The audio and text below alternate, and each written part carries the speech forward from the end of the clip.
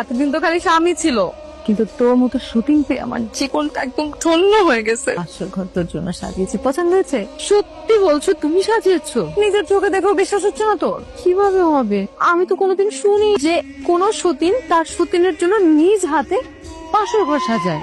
তোমাদের বুকে নেওয়ানোই কি শেষ হইছে? আজকে আমার বাসর রাত, আমারে আমার বউয়ের বুকে যেতে দাও। তুমি এরকম ছাগলের মতো ম্যানে করতেছো কেন? হ্যাঁ, মানুষের জীবনে একবার বাসর রাত হয়, আমি তোমাকে 2বার করার সুযোগ দিছি, তোমার তো উচিত আমার পা ধরে সালাম করা।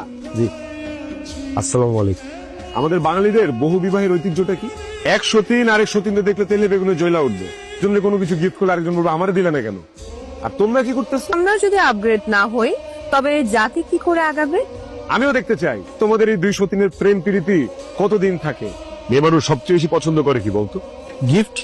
আজকে বাসায় যাওয়ার সময় রুবির জন্য একটা স্বর্ণের সুন্দর নেকলেস নিয়ে যাব, আর নীলার জন্য একটা সস্তা শাড়ি নিয়ে যাব।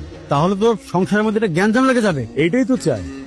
নেকলেসটা তোমার খুব পছন্দ হয়েছে। শাড়িটা কি তুমি ফুটপাথ থেকে নিয়ে আসছো? এই খেলার জন্য উঠছে।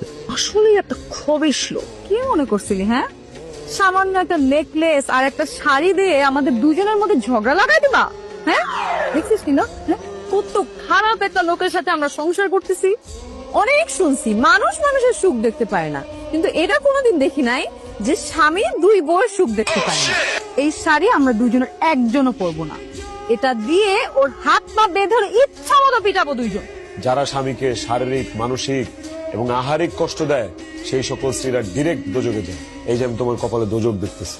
আমিও তোমার কপালে খালি দেখতেছি হোটেলের খাবার লেখা আছে। আরে হোটেলের খাবার বেশি খাইতে পারি না, গ্যাস্ট্রিক হয়। কি সব তেল তারা নিজের সম্পত্তি লিখা দিয়া দ্বিতীয় একটা বিয়ে করে বউ নিয়ে আইছে। কি দরকার ছিল আমার বিয়ে করা? এই ঝাড়ু দিয়ে বাইরে আনা উচিত আমার।